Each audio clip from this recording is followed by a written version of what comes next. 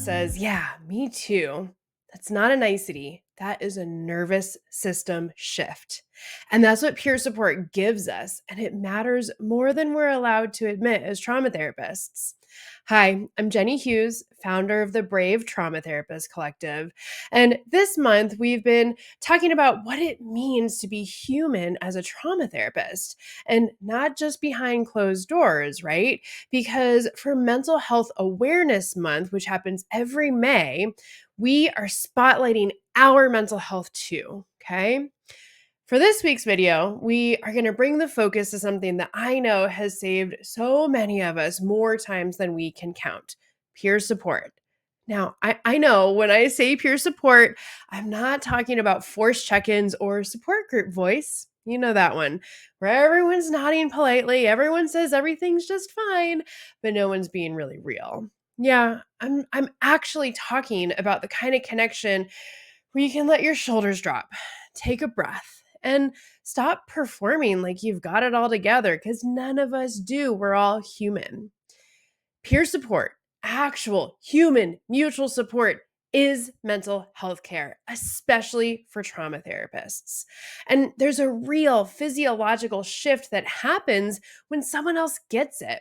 When a colleague looks at you after you say something vulnerable and just says, yeah, same, or you are not wrong for feeling that way, your nervous system hears it.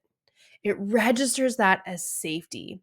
And even as we talk about co regulation with our clients all the time, we don't talk about how we need it too.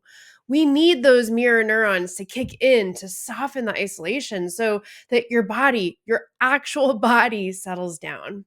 And I'm not talking in metaphors here.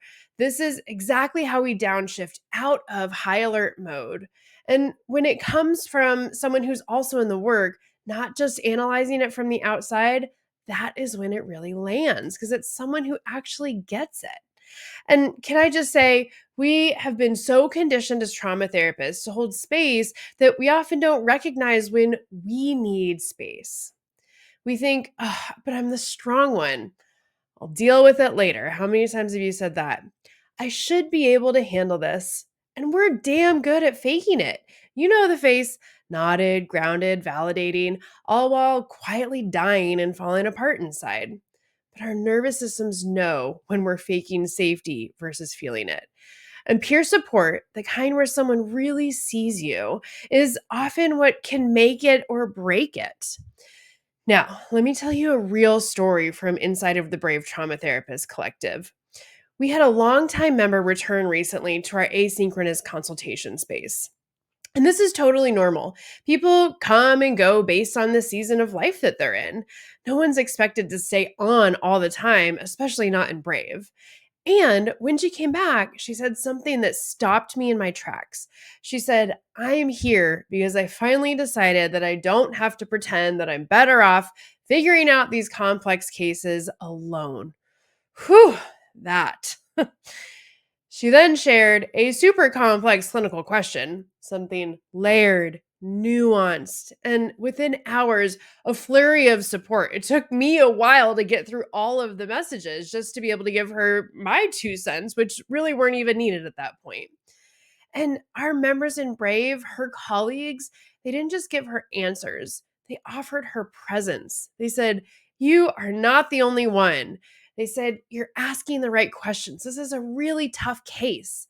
They reminded her that she was not failing. She was working hard. She was kicking ass, and she was thinking deeply and reaching out at the exact right time.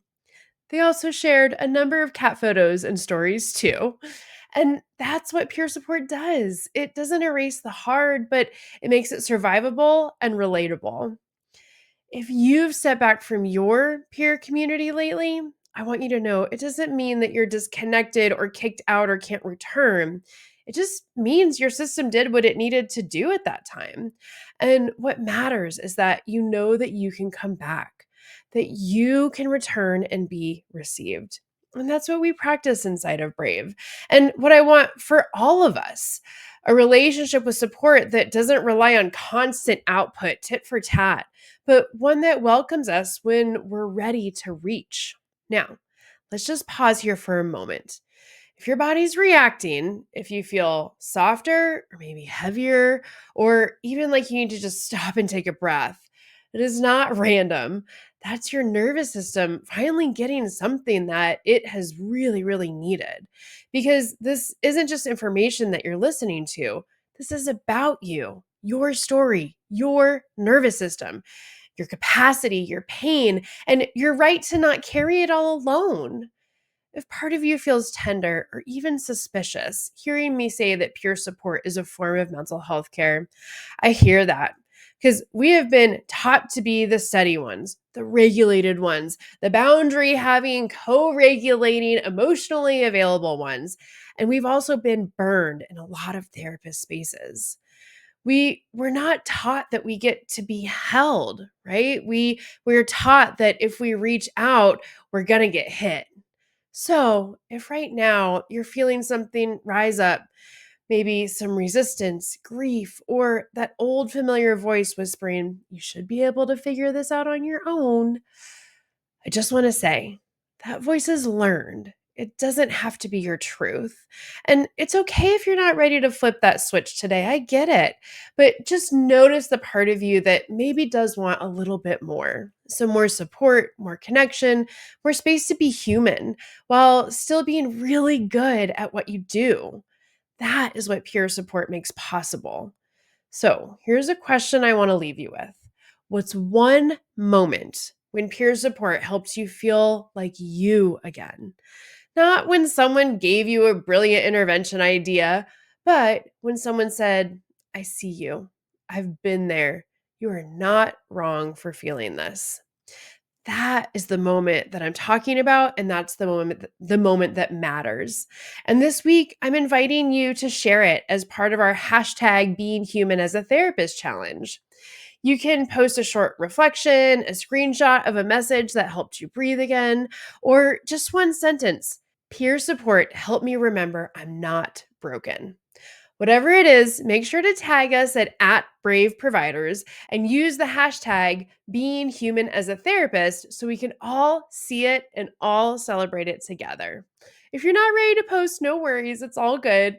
You can witness, you can write about it, you can send a message to a friend, to a peer, a colleague, and say, you helped me and I never forgot it. This isn't about visibility, it's about validation. And the more that we share it, the more that we soften the silence that says, you should be able to do this alone because you don't have to do it alone. You're allowed to need what you give. Please let this be the week that you stop pretending you're better off going it alone. You're not, and you were never meant to be.